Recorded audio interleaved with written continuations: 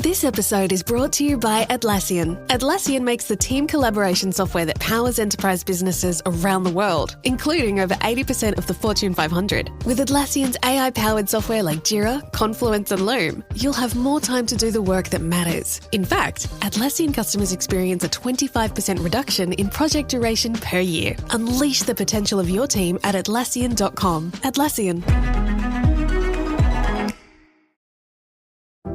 This episode is brought to you by Merrill. Join one of the most iconic names in wealth management, Merrill. You'll be part of a dynamic team of advisors and specialists working hard every day to grow their clients' wealth. And with the support of best-in-class research, advanced digital tools, and the resources of a global institution, it's truly an opportunity you can be bullish about. Learn more at careers.bankofamerica.com. Copyright 2024, Bank of America Corporation.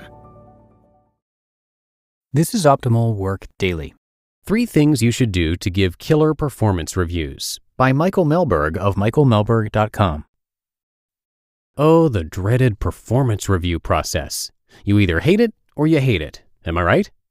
It's not that you think they're unnecessary. After all, even if you don't give performance reviews now, somewhere in the back of your mind you know you should. It's that they take time out of work, cause unnecessary stress, and don't seem to be very effective at changing employee behavior. And isn't changing behavior for the better the whole point? So should we just ditch them altogether? My answer to that is a resounding no. When done properly, performance reviews can be a welcome source of feedback for your employees. They can lead to deeper discussions about responsibilities, career goals, and organizational improvements. So instead of throwing them out, let's implement 3 simple tips to get them right. Though there are thousands of ways to run performance reviews and just as many articles to read on the topic, I've found these 3 tips gave me the most bang for my buck. After 5+ years managing employees, these were the 3 things that made the most difference. Tip number 1, take your performance review process out of that tuxedo and give it some shorts and sandals. Here's how most performance reviews go. Every year, gather 12 months of employee data, feedback from peers, and force everyone to do a self-assessment for a month. During that month, we don't talk about the process. We maybe indicate that performance is tied to compensation, and we schedule a 1-hour meeting labeled performance review. Stress levels shoot through the roof until the big meeting, at which point everyone leaves the review wondering why they bothered to take the time in the first place. Sound familiar? Well, instead of making your performance review process a once-a-year event, why not break it up into multiple smaller events throughout the year? It may seem like more work, but doing a performance review once a quarter or twice a year can make the entire process far less formal.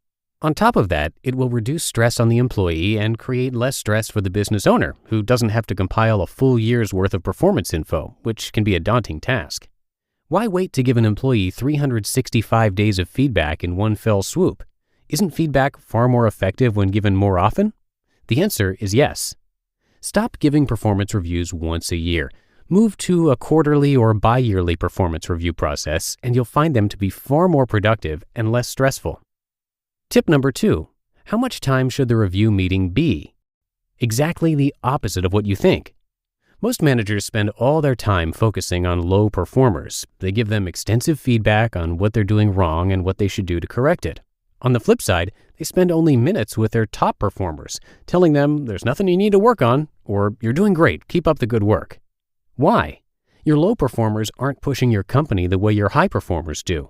Your low performers are actually costing your high performers and yourself more work. So if your best and brightest are the ones giving you the best and the most results, why not spend the time with them? Give them more goals, more responsibilities, and more praise. Talk with them to understand what they love and don't love about the job. Figure out how they can contribute more to the organization and compensate them for it. Most high performers are eager to take on more responsibility in exchange for bigger opportunities or higher compensation.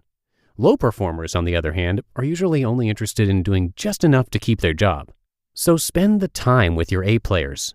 For your B and C players, keep it short and to the point. Tell them exactly what you need them to do, when you need them to do it, and what they can expect if they meet or don't meet their objectives. Tip number 3, let the politician in you shine.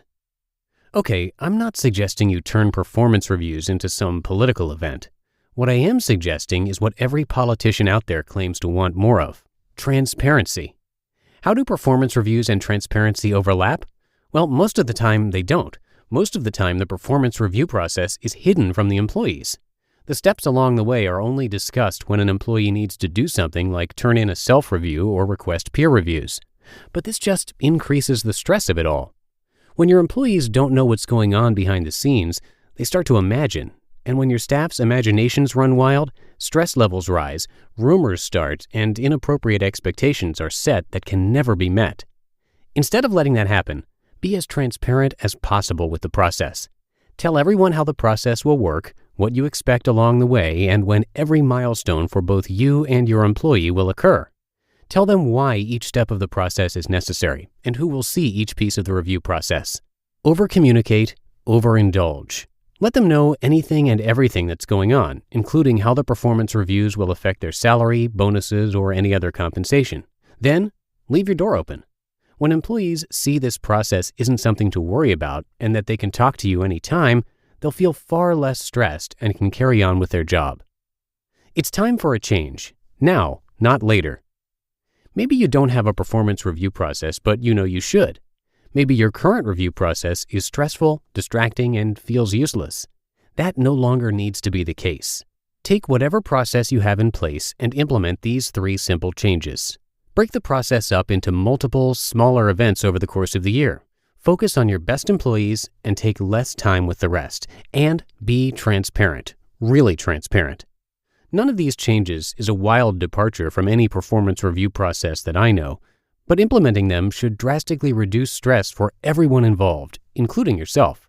Furthermore, you'll start getting exactly what you'd always hoped to get: results. You just listened to the post titled 3 Things You Should Do to Give Killer Performance Reviews by Michael Mehlberg of michaelmehlberg.com. This show is sponsored by BetterHelp. We're all marveled at how quickly kids learn and that sense of wonderment they have while doing it. But as adults, sometimes we lose that curiosity.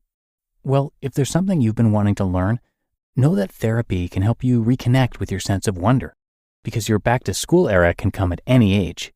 And make no mistake, therapy is for everyone.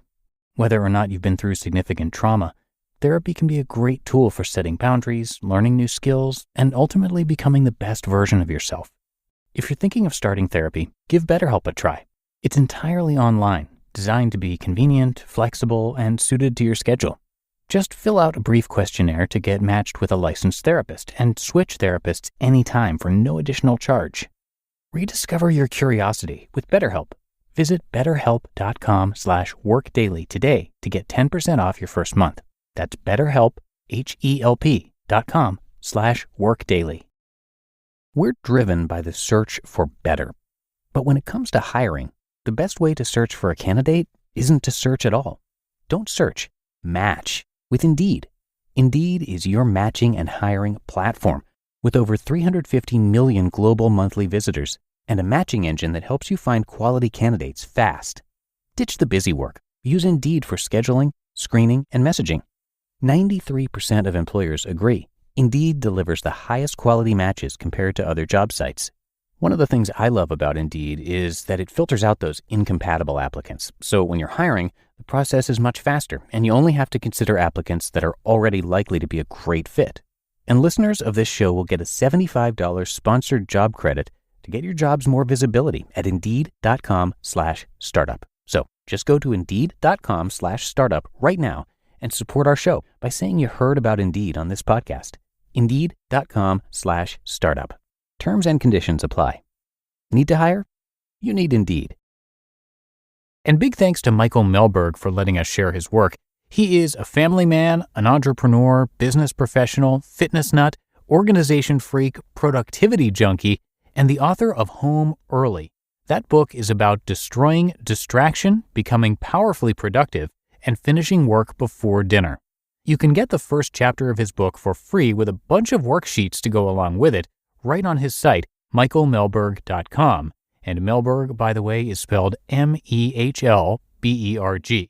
So come check that out and show him some support, and I have his site linked in this episode's description. And that should do it for today. I thank you as always for being here and listening all the way through, and I'll be back with you tomorrow for the Monday show, where your optimal life awaits.